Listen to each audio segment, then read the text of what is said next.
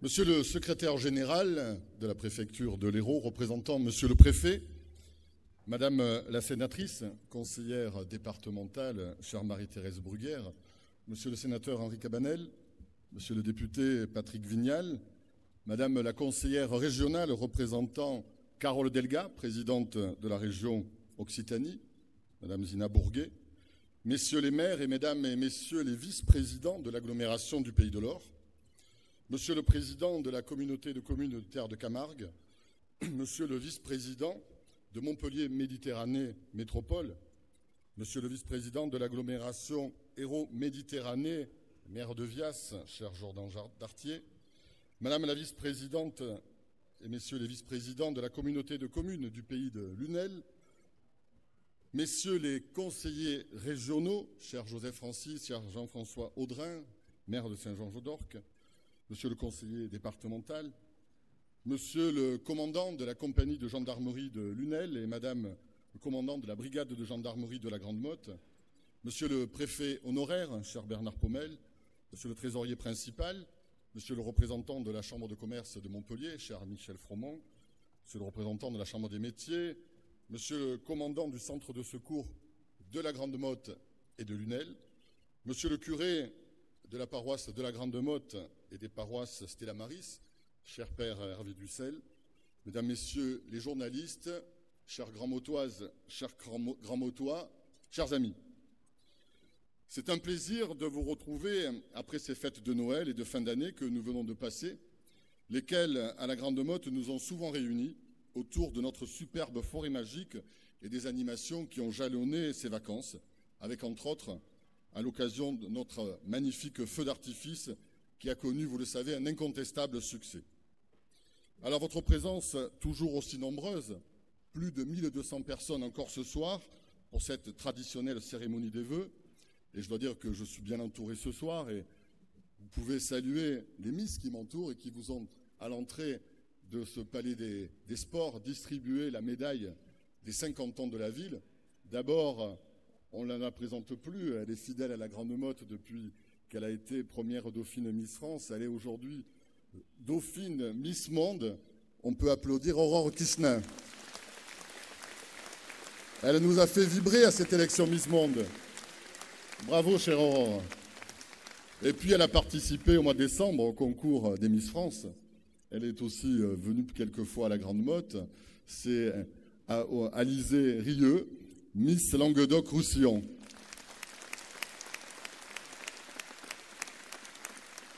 Et puis je ne l'avais pas vue, elle vient d'arriver, elle est derrière moi.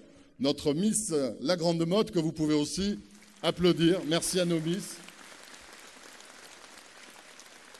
Nous avons également présent avec la belle couronne Miss Jeunesse Languedoc-Roussillon. On peut l'applaudir. Alors je le disais, votre présence toujours aussi nombreuse pour cette traditionnelle cérémonie des vœux souligne votre attachement à ce premier grand moment de convivialité de l'année, autant qu'elle témoigne de l'amour indéfectible, car je pense qu'il s'agit bien de cela, que vous portez à notre belle ville de la Grande Motte. Et cette année 2018 a une tonalité toute particulière, car en effet c'est pour moi la 10e année consécutive que je vous présente mes vœux, puisque vous m'avez fait l'honneur de me confier, voilà bientôt 10 ans, la direction et la gestion de notre ville. Je vous en remercie.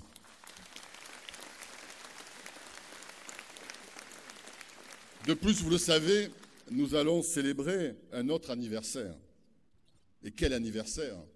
Celui de la Grande Motte, celui de notre ville, celui de ses 50 ans. Alors, ce rendez-vous autour des vœux constitue en quelque sorte un hommage que nous lui rendons tous les ans. Hommage à ce qu'elle était, à ce qu'elle sera, et surtout à ce que nous faisons tous au quotidien pour qu'elle soit toujours ce joyau urbain dans son écrin de verdure où nous ne nous voilons pas la face. Il fait si bon vivre que nombreux sont ceux qui veulent y poser leurs bagages pour quelques semaines, pour quelques années et même pour une vie. Le film que vous avez pu visionner tout à l'heure montre combien il y a des messages qui peuvent se passer de mots pour exprimer leur force, leur clarté. C'est ce sentiment de fierté, c'est l'émotion procurée par la vision de ces grands Mottois, heureux de vivre ici, heureux de partager avec les plus jeunes cette histoire d'amour qu'ils entretiennent avec notre belle cité. Ce film, en résumé, eh bien, est le reflet fidèle de ce qu'est l'âme de notre commune. Une âme qui anime chacun d'entre nous depuis sa création, l'âme de ceux qui l'ont construite, l'âme de ceux qui l'ont développée, enfin l'âme de ceux qui en y résidant, en y travaillant, eh bien, l'ont fait vivre et mûrir. Mûrir jusqu'à ses 50 ans. 50 ans. Le cinquantenaire de la Grande Motte, voilà ce que nous allons donc célébrer tout au long de cette année. La Grande Motte et ses pionniers qui aujourd'hui ont souhaité s'appeler les dinosaures. Ces pionniers que nous allons donc célébrer, qui ont, avec d'autres, toutes celles et tous ceux qui ont dessinent son avenir depuis ses origines. Car la Grande Motte, c'est d'abord l'œuvre de femmes et d'hommes qui, par leur talent, par leur volonté, par leur audace, ont permis sa création et son développement. Des politiques, des fonctionnaires, des architectes, des ouvriers, des entrepreneurs, des paysagistes, de nombreux rapatriés venus d'Afrique du Nord, et tant d'autres qui ont créé les conditions de venir en vacances ici ou d'y vivre. Mais ce sont aussi trois grandes personnalités. Le général de Gaulle et son côté visionnaire qui a créé et installé la mission d'aménagement du littoral Languedoc-Roussillon en nommant à sa tête Pierre Racine. Et c'est ensuite, bien sûr, notre architecte en chef, Jean Balladur. Hommage leur soit rendu tout au long de cette année. Et donc de profiter de ce moment pour remercier les pionniers, les dinosaures de notre commune. Ces premiers hommes et femmes qui s'établirent ici dès 1968. Les premières pyramides jaillissaient tout juste des dunes. Certains sont parmi nous ce soir. Je ne veux pas tous les citer parce que j'en oublierai, mais je tiens à les saluer tout particulièrement. Je crois qu'on peut leur rendre un grand hommage ce soir.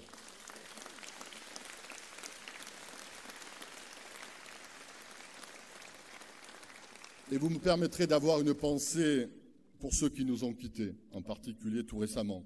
Je pense à notre ami Gaby Atlan.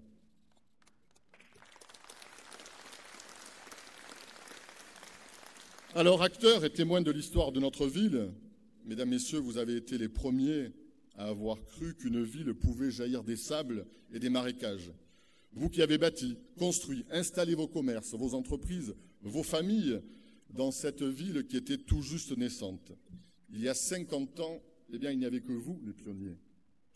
Quelle formidable leçon vous nous offrez, celle de ne pas avoir peur de l'avenir, celle d'avoir l'espoir que l'homme peut bâtir une cité idéale, celle de croire envers et contre tout que tout est possible.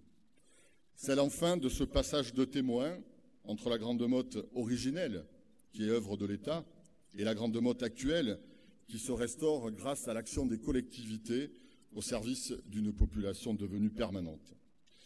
En quelque sorte, une leçon de modernité qui fait partie de notre ADN et qui nous inspire pour poursuivre cette œuvre durant les 50 prochaines années. Et je ne serai pas un maire à la hauteur de votre confiance depuis 10 ans si je n'anticipais pas l'avenir de la ville, si, accompagné d'élus aussi passionnés et investis que moi, nous ne préparions l'avenir. Eh bien, ces élus, ils sont à mes côtés. C'est mon équipe municipale, ma fidèle équipe municipale.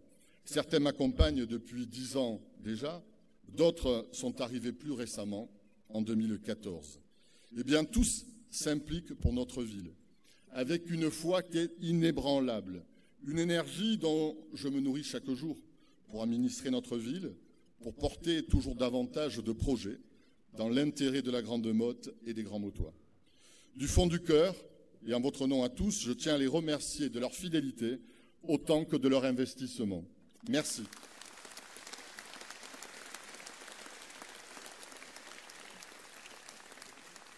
Et avec eux, ils sont devant moi, sur cette scène, comme un symbole de cette transmission qui compte tant. Eh bien, nos benjamins du Conseil municipal des jeunes avec leur présidente Timéa. Vous pouvez aussi les applaudir parce qu'ils font un travail formidable à nos côtés.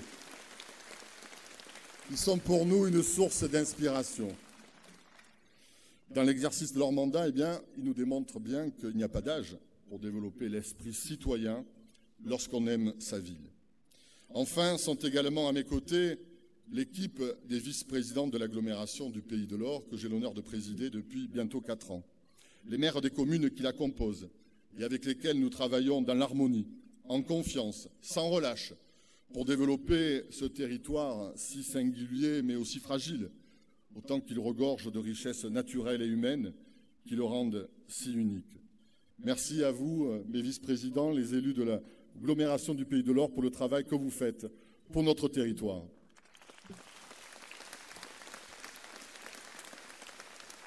Alors avec eux, j'ai souhaité que cette année 2018 soit placée pour notre agglomération sous le signe de l'économie.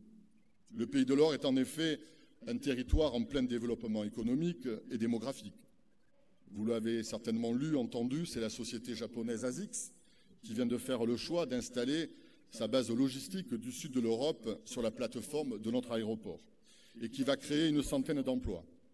C'est demain sur le futur parc industrie hors Méditerranée, à Moggio, sur le futur parc en face l'Arena, que devraient être créés plusieurs centaines d'emplois.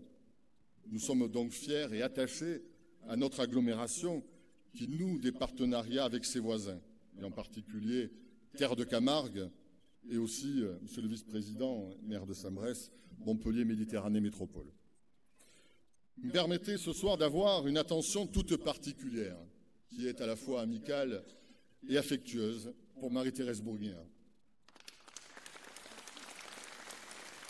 Elle vient de retrouver son siège de sénatrice. Et bien qu'elle ait dû démissionner de notre conseil communautaire et de son poste de maire de Saint-Onès, et je salue son successeur, Alain Hugues, pour cause de cumul des mandats, eh bien, Marie-Thérèse Brugger garde bien évidemment toute sa place dans notre intercommunalité. Merci, chère Marie-Thérèse, là où tu es, avec les autres parlementaires, avec Henri Cabanel et Patrick Vignal. Je sais que vous défendez nos intérêts.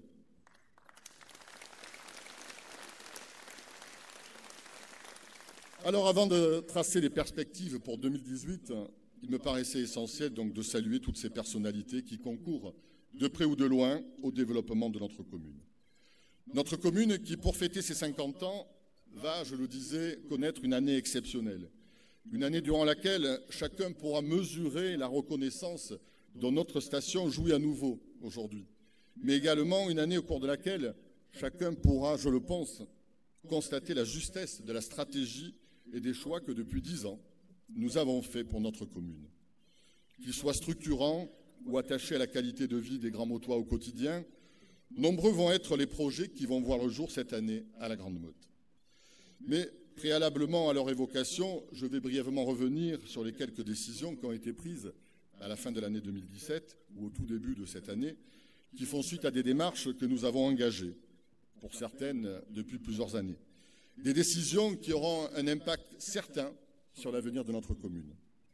En premier lieu, monsieur le secrétaire général, le 21 décembre, en présence de monsieur le préfet, en présence du directeur des finances publiques de l'Hérault, eh bien, nous avons vécu dans la salle du conseil municipal, ici même à la Grande Motte, un moment historique. En effet, l'État, 50 ans après avoir initié la création de notre station, nous a cédé à titre gracieux, je dis bien effectivement à titre gracieux, 40 hectares de terrain autour du port qui appartenaient au domaine public maritime. Cela confirme ainsi l'implication de l'État dans l'aménagement du territoire, dans le développement de notre ville, mais également et surtout sa confiance dans le projet que je porte avec mon équipe municipale, et j'y reviendrai un peu plus tard, le projet Villeport. Alors, monsieur le secrétaire général, chose qui de nos jours n'est pas commune, vous en conviendrez, dans une période où l'État est plus prompt à prendre ou à reprendre qu'à donner, eh bien, je vous adresse ce soir devant les Grands Mottois mes sincères remerciements pour cet acte fort.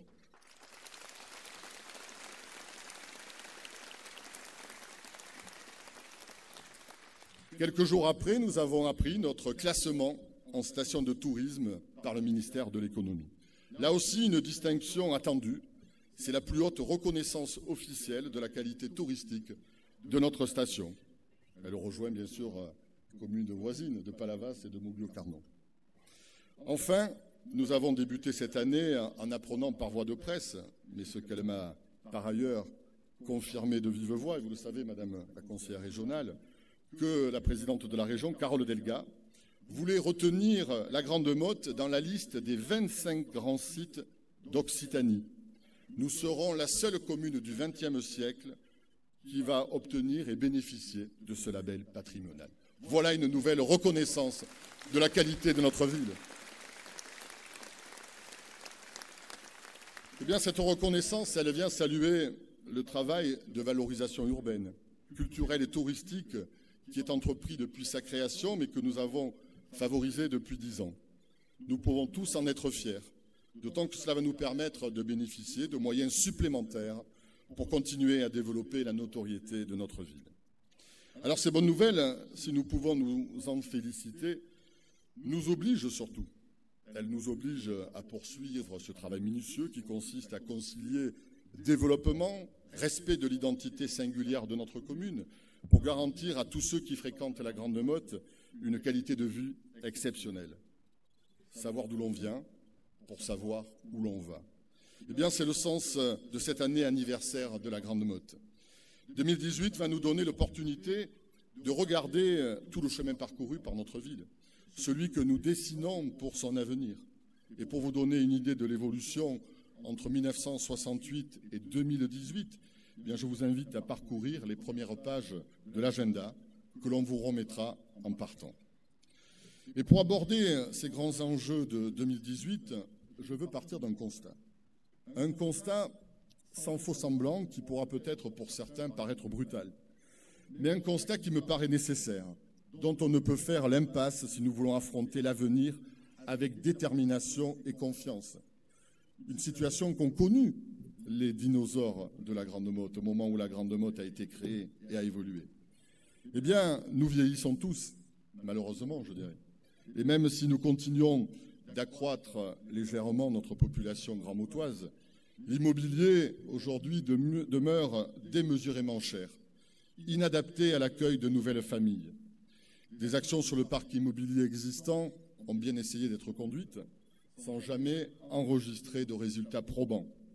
Le cas de regroupement d'appartements dans nos immeubles en est un exemple frappant. Par ailleurs, notre ville, entourée d'espaces naturels remarquables, ne peut s'étendre. Alors que faut-il faire pour accueillir des familles? Pour que demain notre ville ne devienne pas une de ces cités dortoirs chics. Croisez les bras, regardez la ville se dégrader, regardez la population diminuer, les commerces se vider, les classes de nos écoles continuent à se fermer. Eh bien non. Bien non, parce que cela pour moi n'est pas envisageable. L'immobilisme et l'entre-soi, ce n'est pas la Grande Motte, ce n'est pas celle que la Grande Motte ont connue nos pionniers, nos dinosaures. Ce n'est pas de l'idée que je me fais des grands mottois que nous sommes.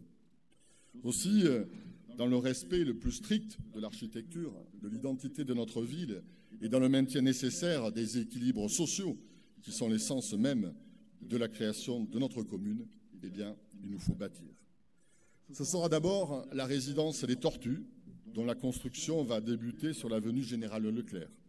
Ce sera ensuite, quelques mois après, l'immeuble du Ponant, à proximité de l'espace aquatique du Grand Bleu. Et demain, ce sera, sur l'emplacement du Théâtre de Verdure, le projet Cœur de Ville, avec ses 2 nouveaux immeubles. Et puis, dans quelques semaines, nous aurons le premier dessin d'un projet urbain qui remonte au moins à plus de 20 ans.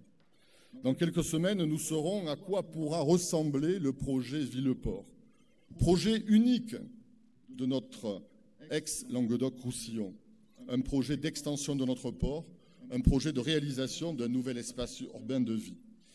Car ce que nous savons déjà, c'est qu'il est pour nous la seule perspective d'avenir de la Grande Motte. Il n'y en a pas d'autre, mes chers concitoyens. Alors ce n'est pas mon projet. Ce projet, c'est le projet de la ville. C'est celui qui va assurer un avenir à la Grande Motte en renforçant une industrie nautique qui est porteuse, puisqu'elle vient déjà d'accueillir une nouvelle entreprise américaine de construction de catamarans de luxe, qui va créer une 60aine d'emplois, avec la société Outre-mer, qui déjà emploie plus d'une centaine de personnes. Et bien tout cela en agrandissant le port qui est le cœur battant de de la Grande Motte, qui est le premier équipement de notre ville. Enfin, en se laissant aussi la possibilité d'accueillir une population permanente qui viendra alimenter l'économie commerciale et aussi user de nos services publics. Alors je dis à ceux qui aujourd'hui, et je peux le comprendre, redoutent ou s'opposent à ce projet, qu'ils attendent de connaître l'équipe qui aura été choisie, qu'ils attendent ce premier dessin qui nous permettra dans quelques semaines de nous projeter. Et je veux encore une fois, devant vous, mes chers concitoyens, affirmer que je reste plus que jamais un fervent défenseur de Jean Balladur et le garant de son héritage. Je crois l'avoir prouvé depuis 10 ans. Le plan local d'urbanisme, le PLU qui a été voté en début d'année 2017, le label patrimoine du XXe siècle que nous avons obtenu en 2010 et maintenant le classement Grand Site Occitanie démontrent tout mon attachement à l'identité architecturale de la Grande Motte. Mon souhait a toujours été de rénover la ville dans le respect de son identité. Toutes nos actions vont dans ce sens. Et ceux qui prétendent aujourd'hui le contraire, eh bien, pour moi, ils sont des menteurs. Et je dénie à quiconque le droit de prouver le contraire, car j'ai toujours défendu et je défendrai toujours l'urbanisme de qualité.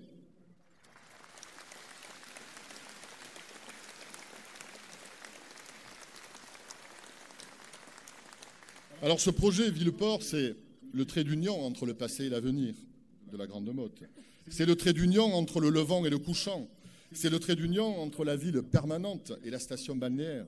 C'est le trait d'union entre les générations de Grands Mottois, puisqu'il permettra d'accueillir de nouvelles générations. C'est enfin le trait d'union entre la Grande Motte, station phare de la mission Racine, et le plan Littoral 21, porté par la région et par l'État, et dont la Grande Motte, pour ses projets structurants, bénéficiera d'aides financières importantes. C'est donc un projet d'envergure nationale et peut-être même internationale, puisqu'il suscite aujourd'hui l'intérêt et qu'il nous est envié. Alors vous connaissez maintenant ma méthode. Ce projet, comme tous les autres grands projets que nous avons réalisés jusqu'à présent, eh bien, il se fera dans l'écoute, il se fera dans la concertation. Alors vous l'avez compris, c'est l'avenir de la Grande Motte que nous mettons à l'ouvrage en cette année 2018. Avec le lancement effectif du projet Villeport, nous sommes là sur du long terme, c'est l'horizon 2030. Mais à plus court terme, d'autres projets structurants vont concourir à embellir notre ville. D'abord, pour amplifier son attractivité, nous modernisons nos espaces publics, et notamment le front de mer, dont les travaux de réseau ont débuté. Ce projet, eh bien, c'est la continuité et la finalisation du programme de rénovation des rues du centre-ville que nous avons initié lors du premier mandat. Cette promenade littorale aérée, adaptée à la station balnéaire du XXIe siècle, fera la part belle aux espaces publics élargis. Cette requalification de grande ampleur donnera un éclat nouveau à cette vitrine magistrale de notre station. Et ce soir, je peux l'annoncer, les travaux de l'ancien casino situé sur ce front de mer vont débuter avant l'été, vraisemblablement au mois de mai, par la destruction du bâtiment, pour laisser la place à un nouvel immeuble, la résidence Mind, validée par la DRAC, par les architectes des bâtiments de France, avec une dimension artistique qui comprendra des commerces en rez-de-chaussée, des logements à l'étage. C'est donc assurément une chance pour notre centre-ville de retrouver ainsi un nouveau souffle et de voir ce qui était malheureusement devenu une verrue disparaître. Mais ce sera aussi la rénovation de salles et de certains bâtiments municipaux, notamment la mairie qui verra sa façade enfin ravalée. Le début aussi de la mise à niveau de notre palais des congrès.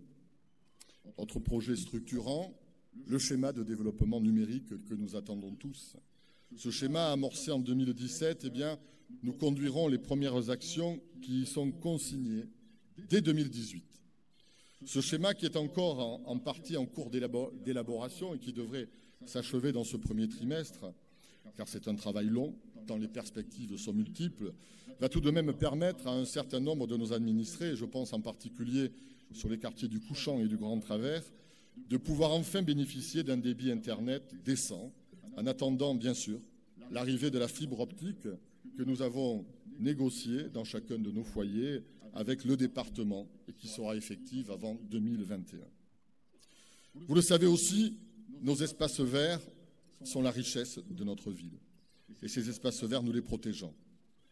Quelle ville peut se vanter d'avoir 70% de sa surface constituée d'espaces verts? C'est pour cela que nous avons élaboré un plan de gestion. Et lorsque nous abattons des arbres, ce n'est pas par plaisir, mais c'est par nécessité ou pour des raisons de sécurité. Et nous replantons d'autres arbres. Et toujours dans une démarche environnementale, ce sera demain, la réutilisation des eaux usées de notre station d'épuration pour arroser notre golfe.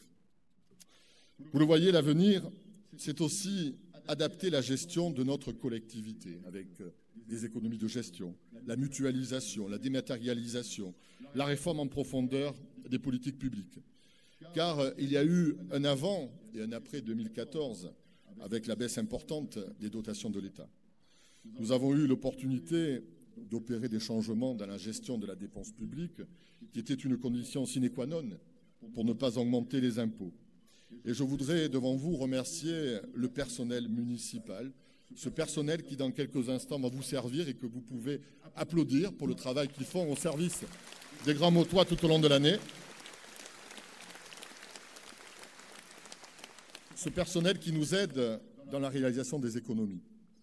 Par exemple, cela fait 3 ans aujourd'hui que le budget du cabinet de la communication diminue, comme notre masse salariale. Eh bien, notre gestion aujourd'hui, elle est saine, grâce à ces économies, et nous pouvons ainsi programmer de nouveaux investissements. Et je peux vous l'annoncer encore ce soir, cette année encore, et ce sera pour la 9e année consécutive, il n'y aura pas d'augmentation de taux d'imposition.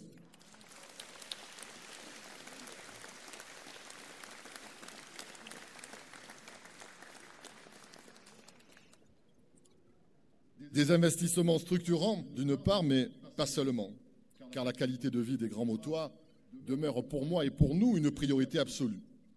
Ainsi, pour confirmer les engagements que nous avons pris en 2014, nous allons consacrer des moyens importants à tout ce qui touche de près ou de loin à une notion qui nous est chère, la famille. Et j'ai le plaisir, entre autres, de vous indiquer ce soir que la rénovation globale de notre groupe scolaire et la réfection des voies piétonnes qui mènent à nos écoles seront entrepris.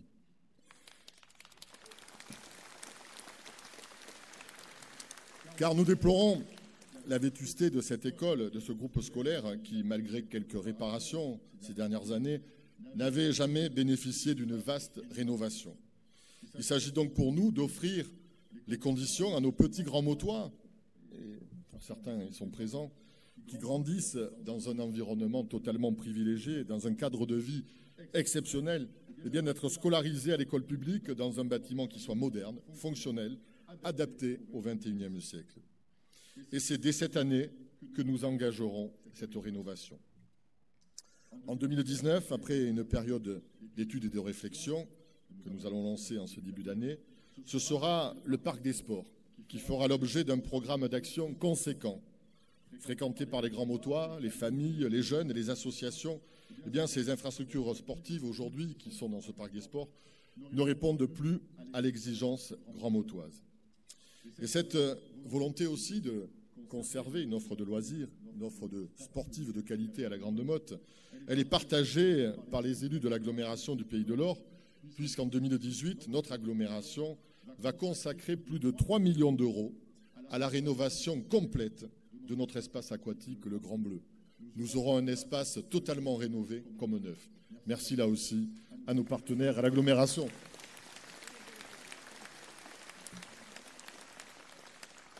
Et le nautisme continuera aussi à être une de nos priorités avec la voile.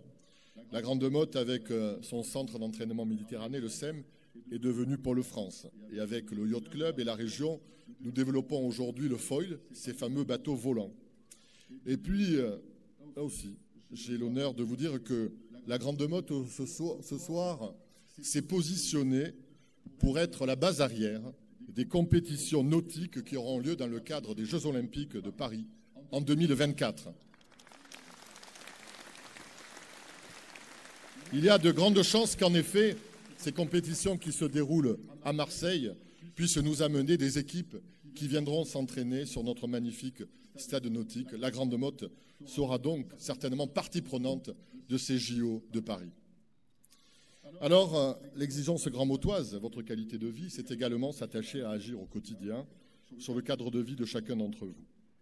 En terminant fin mars les travaux de rénovation de l'arrière des boutiques du Couchant, qu'elle avait bien besoin, en renforçant les moyens sur la propreté, les encombrants, en rénovant avec l'agglomération du Pays de l'Or toujours notre déchetterie, en maintenant nos efforts qui sont importants sur notre niveau de sécurité et notre police municipale.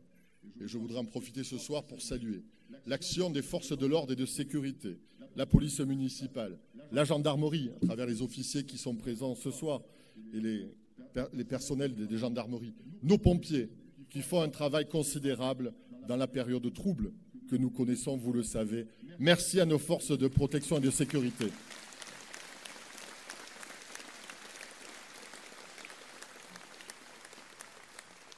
Ce sera aussi, mon lieutenant, la rénovation de l'allée qui mène à notre centre de secours pour que nos pompiers ne perdent plus de temps à chaque départ sur une allée en mauvais état. Ce sera également en rénovant 2 allées dans le quartier des Villas, l'allée des Courlis et l'allée des Aigrettes, avec les réseaux, l'éclairage, la voie, les arbres, la végétation. En travaillant aussi sur un projet solidaire et transgénérationnel pour le devenir de la cave de Haute-Plage, en préservant et en valorisant notre patrimoine naturel et arboré, en vue d'obtenir notre 4e fleur. En essayant enfin de réguler la cohabitation, je sais que ça vous préoccupe, des vélos et des piétons. Voilà, mes chers amis, mes chers concitoyens, cette année 2018 qui sera, à n'en pas douter, une grande année pour la Grande Motte et ces 50 ans de notre station qui mettront en lumière notre ville et ses actions. Une artiste qui faisait partie de l'équipe de Jean Balladur illuminera l'année de ses talents. Elle est ici présente ce soir et je voudrais la saluer. Il s'agit de Joséphine Chevry qui prépare une grande exposition pour septembre et des ateliers d'art éphémères dans nos parcs et dans nos jardins publics. Mais en mars prochain, nous accueillerons aussi dans notre port un magnifique bateau en 3 mâts dans le cadre de la manifestation Escale à 7. Ce sera la réplique de la frégate russe du XVIIIe siècle, le Standard, qui est le navire amiral du tsar Pierre le Grand, avec son équipage russe qui seront présents pendant presque une semaine dans notre port à la fin du mois de mars. Ce sera une nouvelle capitainerie avec une salle d'exposition totalement rénovée, des expos, une grande soirée blanche comme on en a connu par le passé, un concert offert par la garde républicaine dans le cadre du festival Radio France Montpellier Occitanie. Ce sera également la patrouille de France. Nous sommes en train de bâtir le programme de l'année et celui plus précis des festivités qui auront lieu entre le 4 et le 14 juillet. Les écoliers, de nombreuses associations, et permettez-moi de féliciter tous les dirigeants, les bénévoles qui animent nos associations nombreuses à la Grande Motte. Les commerçants, merci à nos commerçants aussi qui se battent pour animer notre ville. Merci aux services municipaux qui sont pleinement mobilisés pour vous faire vivre une année cinquantenaire qui sera, je n'en doute pas, exceptionnelle. Vous l'avez compris, les animations seront donc en os tout au long de cette année. Et en 2018, nous récolterons les fruits d'une politique qui se veut volontariste, une politique constructive que nous menons pour dynamiser, pour rendre attractive notre ville. Aujourd'hui, nous sommes cités un exemple. Nous sommes pris comme terrain d'expérimentation, porteurs, vendeurs d'avant-gardisme, d'innovation, récompensés par les distinctions, accompagnés et aidés financièrement par toutes les collectivités, l'État, la région, le conseil départemental, l'agglomération. Eh bien, on peut le dire, nous avons, comme on l'a dit pour un certain président, un alignement de planètes favorable, mais un alignement que nous avons tous, je le pense, largement mérité. Alors, nous sommes nés dans les années 60, mais nous ne sommes pas vieux, nous ne sommes pas vintage, nous ne sommes pas dépassés ni démodés, nous sommes tout le contraire. Nous sommes aujourd'hui tendance, nous sommes archi-modernes, nous sommes l'avenir et vous êtes avec nous, mesdames, messieurs, chers concitoyens, les bâtisseurs de l'avenir de la Grande Motte. Alors, en 2012, Plus que jamais, l'avenir est devant nous. L'avenir est à nous. Alors portons ensemble ce projet de ville pour un projet de vie.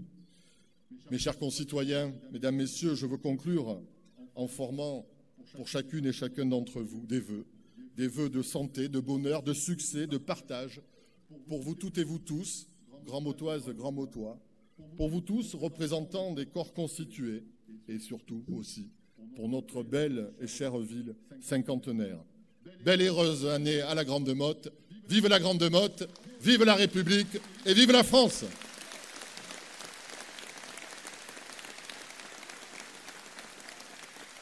Super bien.